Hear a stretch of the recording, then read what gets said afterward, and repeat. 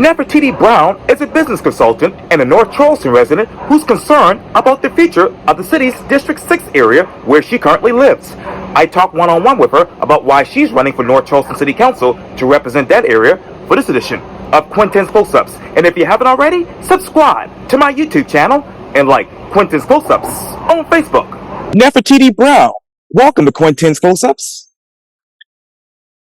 Hello, thank you. You're welcome. I know that obviously you're a North Charleston resident residing in District 6, and you're also a business consultant. Now you want to serve the area that you live in, which is District 6, which covers...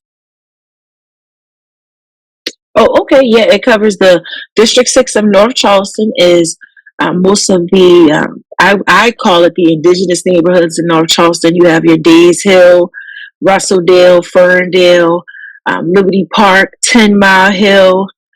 You also have your Collins Park, Hawthorne City.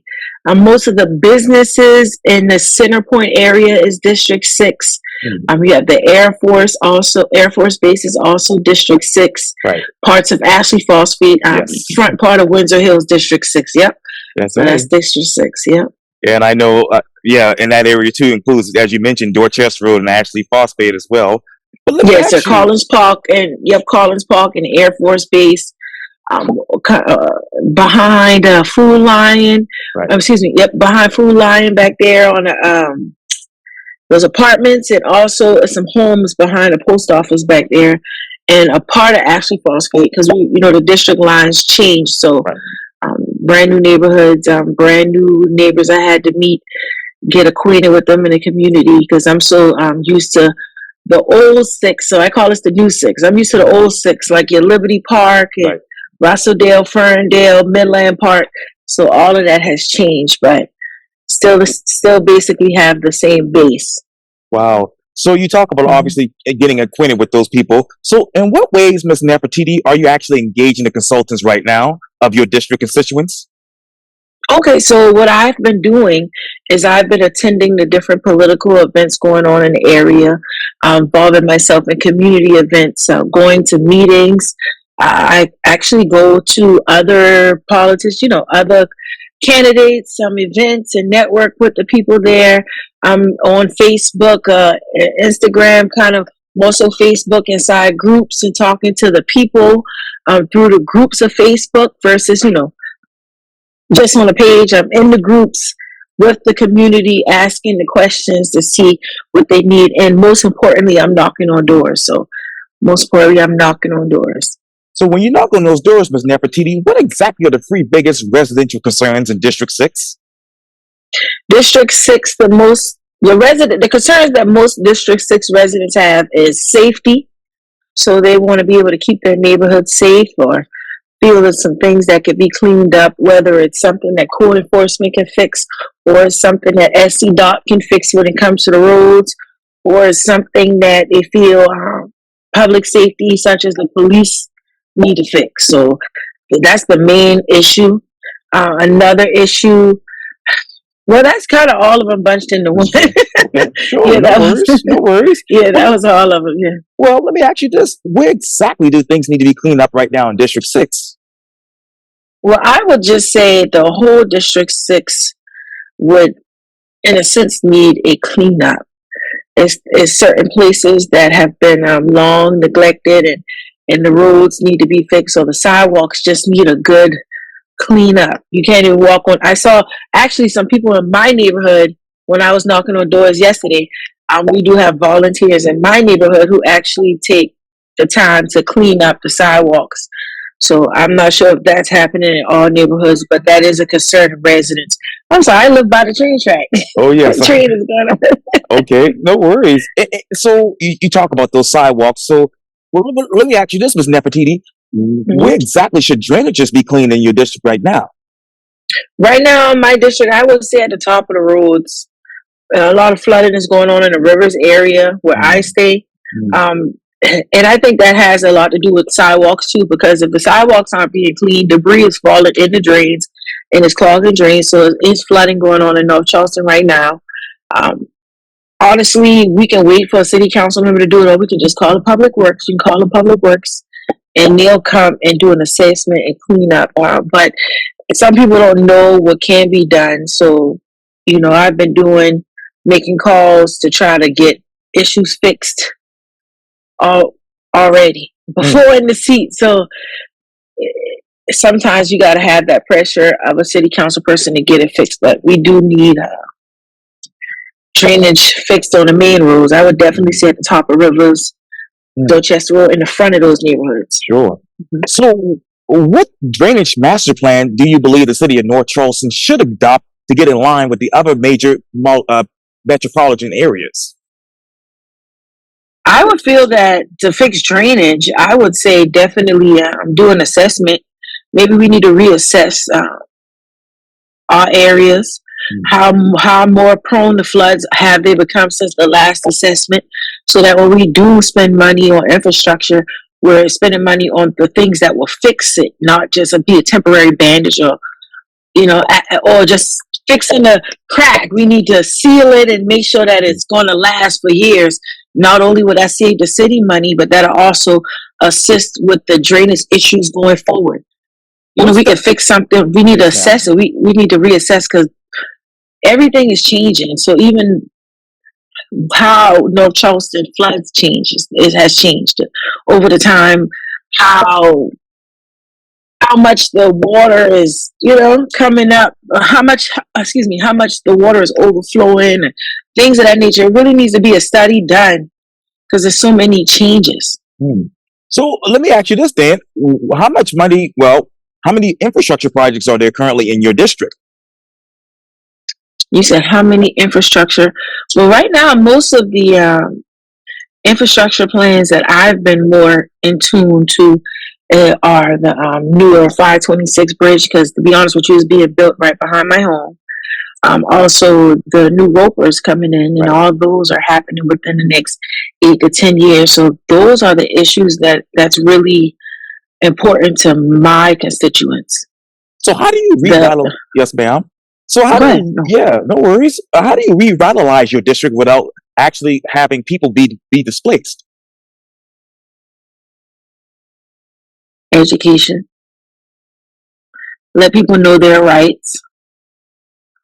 Most people in my district are homeowners. So as long as they pay their taxes, know their rights, maybe grandfather, have some programs where they can be grandfathered into a different tax bracket.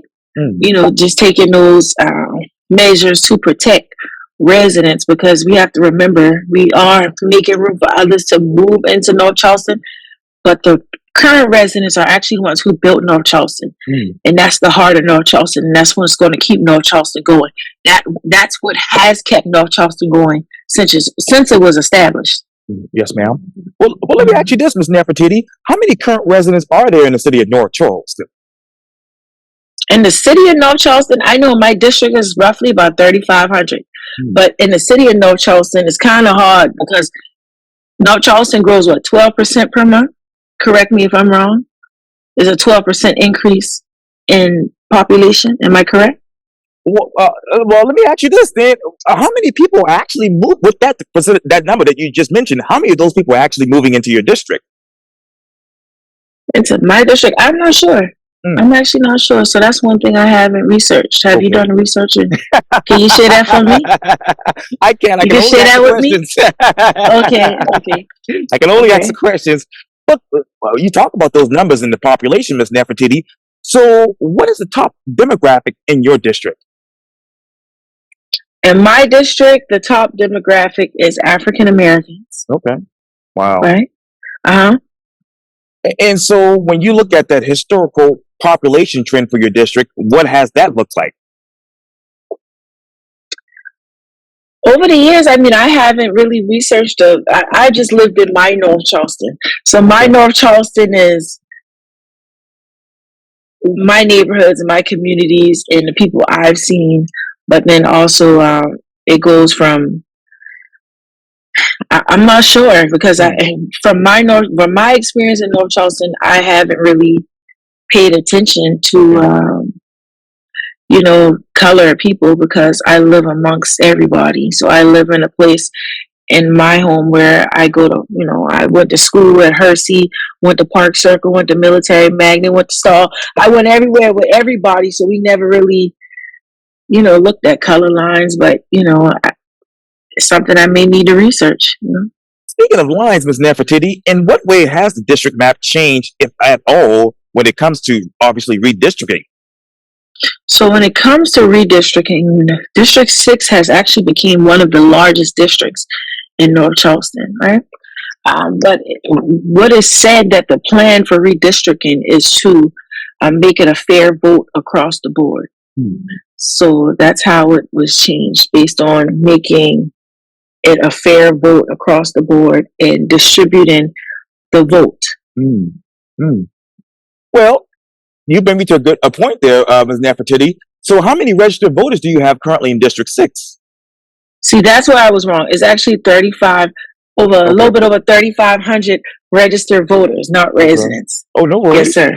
No So worries. that's what I have the list for. I got you. I pulled up that information for you now. So it's saying that we may have about 160,000 residents. Yes, ma'am. By 2040. So right now it's still just over a little 100,000. But I feel like it's always been about 100,000 when I used to do the research, as a child. Yeah. So what has been the most important thing that actually changed in your district over the past 4 years? I would say over the last 4 years. Yes, ma'am. That's changed in my district. I would say more entertainment amenities. Okay. Oh, yeah. Yes, entertainment. Few gyms. We have, but it could be more. It could be more in my district because more people want to be involved more in the community. So our community centers aren't open right now, but they're supposed to reopen, and we're supposed to have more resources for residents coming. That's what we've been told. So hopefully the city does its due diligence and reopens those community centers so that we can restart establishing resources for the residents. I would say more entertainment amenities have been available to the residents of District 6, but we were definitely going to work on that. So what resources do the residents in your district need now? So many. First, we need to reopen communication between the city of North Charleston and the residents of District 6. They need fair representation, a leader who actually knows what they need and able to communicate and actually resolve the issues. So right now, the residents have been saying, like I said, infrastructure in regards to roads, the drainage, common issue, but most importantly, it's a lot of damage to roads, need new roads in certain neighborhoods. But that some of those roads are state roads, but still to have that liaison actually call and make the reports to get the roads fixed. So, actually make sure they do due diligence to assist with the processes that's needed to get these jobs done. Also, it's a big issue with communities. There aren't community centers, so we have children with nothing to do. They aren't learning anything. But I feel more so subjected to street culture. So when I was a child, we had community centers. We can go use the computer lab. We can go get help with homework. We can go congregate with other children and just have, even though my mom had to work a 9 to 5, we had that option. So it kept us on task and out the way. Now we don't have that anymore. So the crime, kids don't have anything, they don't have anything to do. Crime is rising. We can reestablish some type of program. And also senior citizens are saying that they want to do classes. So opening community centers would be, I would say, the top issue on the list. I would put that up. And I'm sitting here on the peninsula of Charleston right now, and I can remember back in the early 90s that I grew up around here on the east side of Charleston. So we went to the Boys and Girls Clubs and all those places, and, they had great things for us to do in the community and kept us out of the street. But where exactly is crime rising right now in District 6? Crime is rising all over District 6. So, inside North Charleston, we have an issue, from what I was told, is an issue with sex trafficking. So, yeah, right. And when you go in the neighborhoods, you do have activity going on. Also, but sometimes when you call the police, they don't come. So yeah, right. So it's a problem with that, but also it's a drug epidemic going on. Unless you're there, you won't see it, but when you're there, you can see it. And there's some areas off of Rivers Avenue, Dorchester Road, all through District 6. So, yeah. And I'm hoping to interview North Charleston Police Chief Greg Gomes this fall for Quintin's Post House to talk about that. So I hope to get some answers on that for you and your residents there. But you talk about the drug epidemic. How long has that been lasting in your district? Hmm. I mean, personally, I don't. I feel more crime,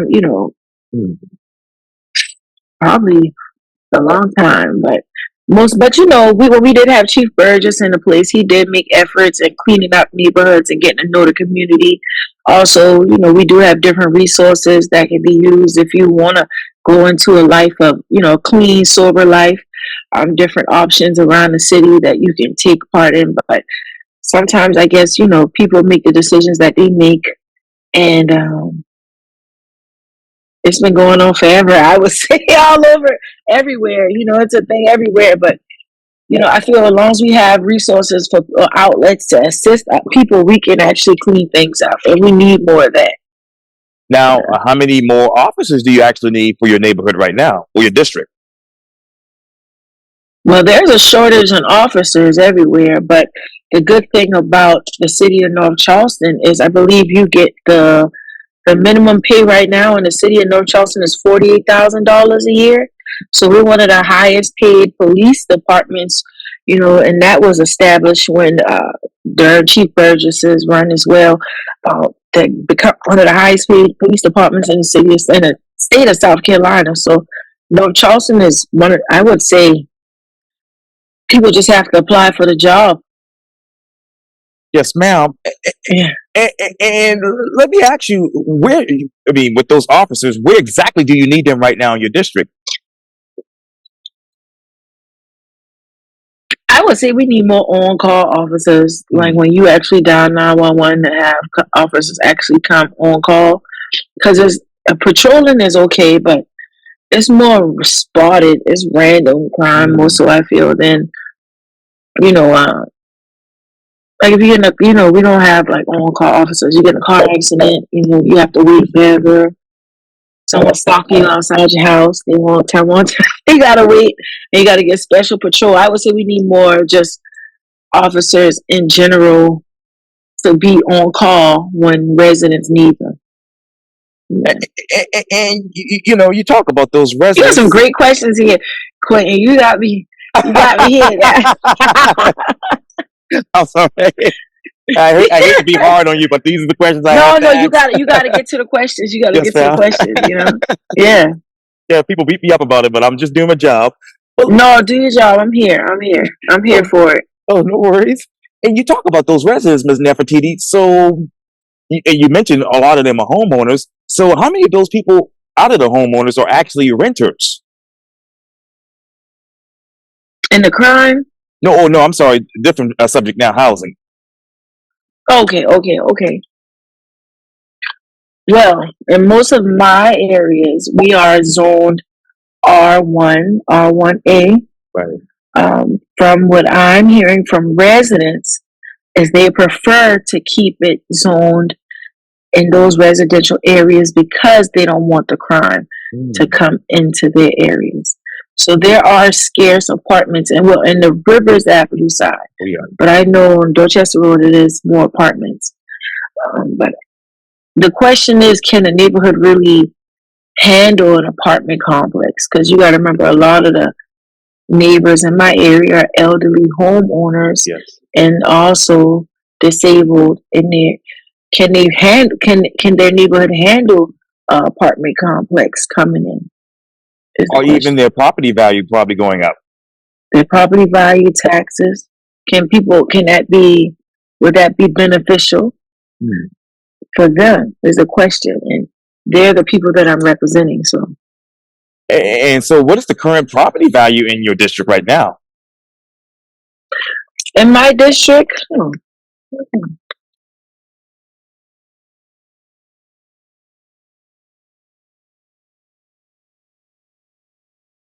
let's see.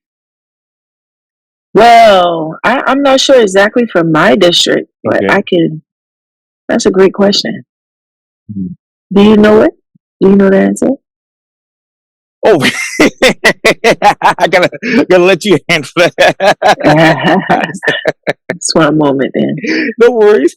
Well, I tell you what. Well, let me ask you this, then, Ms. Nefertiti. How many affordable houses do you need right now in your district? Affordable housing is a big thing in my district right now. Mm, Yes, but at this time, like I said, affordable housing is a great subject wow. because it is a difficult line to have when you have residents who prefer a R1, R1E Mm, zoning and infiltrating affordable housing in my area. I would put together a plan. My plan for my plan for affordable housing would be to allow landowners and homeowners of abandoned homes to possibly get grants to fix those current infrastructures mm, to build homes that are affordable for others. Because, like I said, most of my residents prefer to keep the zoning residential single family homes. mm. Mhm. So, how many of But those we single? have open lots. We have Yes, open ma'am. lots. We have abandoned houses. We Yes, have ma'am. options to build on. Mm. But the residents prefer to keep it R1, R1. And so, Ms. Brown, let me ask you then: how many single family homes are there currently in your district? Great question. You ask some great questions. You ask the questions that you wouldn't think to answer. You know, I would definitely Yeah, you can get back to me with that. That's fine. Yes, yeah. ma'am. Let me get Yes, back ma'am. to you with that. Yeah. And so you mentioned those abandoned homes. So, okay, well, maybe actually it's just an obvious question. How many of those are in your district? In the city of North Charleston, it shows it's 44,000 housing units. Wow. Now, how many of those are abandoned units or abandoned buildings? Or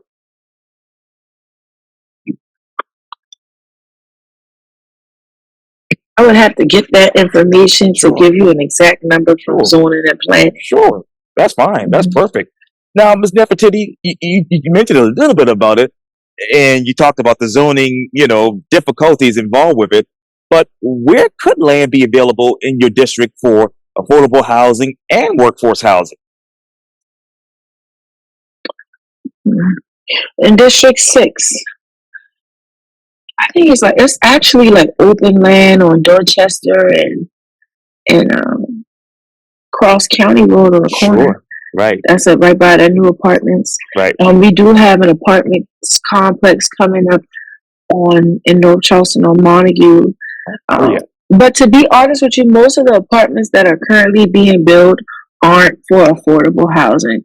I remember at one time we were told that one would be a 55 plus home, Right. and then it ended up turning into luxury apartments. So at this time, in the spaces that there probably could be affordable housing in my district, I don't see the land available unless I do an assessment. But the most newer apartments being built aren't for affordable housing. We have to keep in mind that in my district we are building one of the major hospitals coming Roper, and we're extending this highway So the apartments being built right now aren't for affordable housing.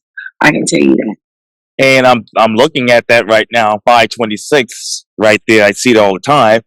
How can you make certain as a city councilwoman, if elected, to make certain that this project does not displace any of your current residents? So from my understanding, it actually will be displacing residents, and that's already into effect. Um, so what has happened is actually being built right behind my home, and basically on the property behind my house. So it's already into effect, and it's something that uh, North Charleston has made their word to compensate those people moving for the bridge project into a home that is built. They're building a new home on land that's comparable to what they currently have. So that's what we've been told that North Charleston is doing. The 526 project, it isn't finalized and they haven't started purchasing the land as of yet, but they have surveyed and stated which plots and lots would be affected by the 526 project. And as we sit here right now, Ms. Brown, how many of those lots will be affected by this? According to my map, I have, I actually got the map here. Okay. In my district alone or in general? Oh, yes, ma'am. Your district, since that's going to happen right there.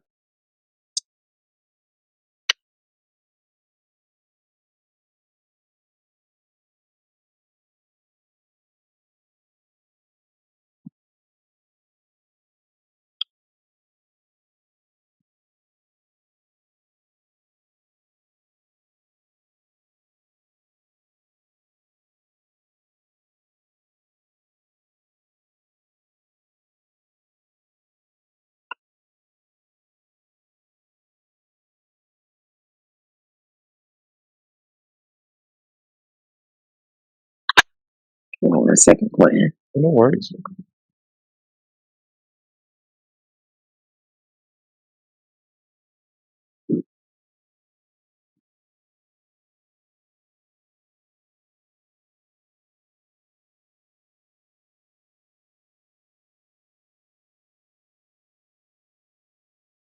I can tell you the neighborhoods right now, not Yes, the ma'am. number. Sure, that's The fine. neighborhoods is Ferndale, Russelldale, Liberty Park, Highland Terrace, Oh, yeah. and those are the neighborhoods, and it's all neighborhoods within the District 6 that'll be affected in North Charleston. So, Wow. And do they actually have a timeline for all this to transpire in your mind? yes, I am told by the 526 project, the little country corridor right on Mall Drive, I mean, not Mall Drive, Rivers Avenue, Gaslight Square, Right. that construction is supposed to start in 2028. Wow. And how much time are they giving these people to actually, I hate to ask this, well, I hate to say this, leave so that this can take place? Well, they have a phase, and they're not in the phase of even discussing or purchasing land at this time. Okay. And let me stay on They're Rivers. just still in the planning phase. Family. Still, funding hasn't been official. Yes, ma'am. Yeah, assessments are just being done. That's it. Surveying and assessments. Okay. And what do you want them to survey and as asset right now? I would like them to survey because there is conflicting information out there that states that 526 probably it wouldn't fix the traffic issue in Charleston. So I would say check the pros and cons of, you know, would it really benefit the city or would it create more traffic havoc? And do you know how many cars come to that area in your district coming from 526?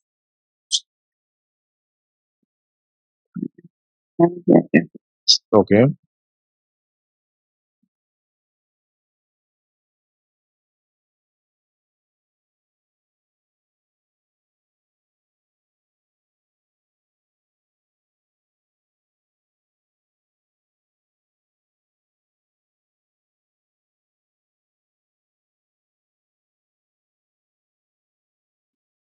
Wait, you got me, man. You got me stuck. No You should worries. have sent me you should have sent me Send these me questions questions. before we you And should have sent me these questions before we start this up. no worries. And if you You, don't have the answers, yeah, come back to me. I'll be ready for you. Yeah. you need to run for office with all these good No, questions you got. definitely no. Well, let me These are ask questions for the mayor. These are questions for the mayor. I'm you. sorry. Okay, no worries. Well, let me stay on Rivers Avenue. As you know, it's a huge business, thoroughfare in the city of North Charleston. But how inviting is it from a business perspective in your mind? I feel North Charleston Rivers Avenue is very inviting for businesses. The traffic is constant traffic up and down.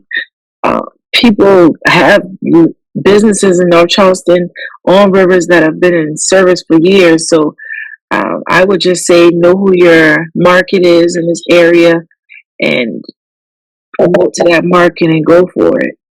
I would say it's very inviting. Inviting. And let me ask you this one last question, Ms. Nefertiti. What exactly would you do on day one if elected councilwoman? Day one, if elected councilwoman, I would actually see what has already been placed like in North Charleston to get done that hasn't been done and try to resolve those issues so that I won't have like a crazy back office. So I know certain things are going to be delegated and handed down to me that wasn't resolved with the last representative.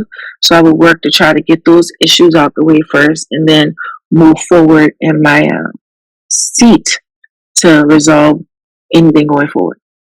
Well, let me ask you this then. Would you ask for a forensic audit on the city of North Charleston? Well, we just had a forensic audit recently in the city of North Charleston. So you know, in a sense of me requesting a forensic audit, it was one done. Maybe look into investigating what was found during that audit would be a good option for me. But as far as going into North Charleston with the thought pattern of breaking everything down in the city, I don't really see the need because I want to go forward and make changes going forward. So, but I would want to check personally for me in my district what has been already requested but hasn't been resolved, and see if it's what I can do to fix that. But as far as overall the city doing a forensic audit, I feel that although North Charleston hasn't been transparent, what is needed to be known will be known because it's going to be a whole new council, mayor, a whole brand new city, regardless of who's here, who's winning. Is a brand new. It's going to be a brand new space because we've been under the same leadership for 20, 30 years now. And speaking of breaking down, Ms. Nefertiti, as you know, the city of North Charleston currently has a budget over $100 million.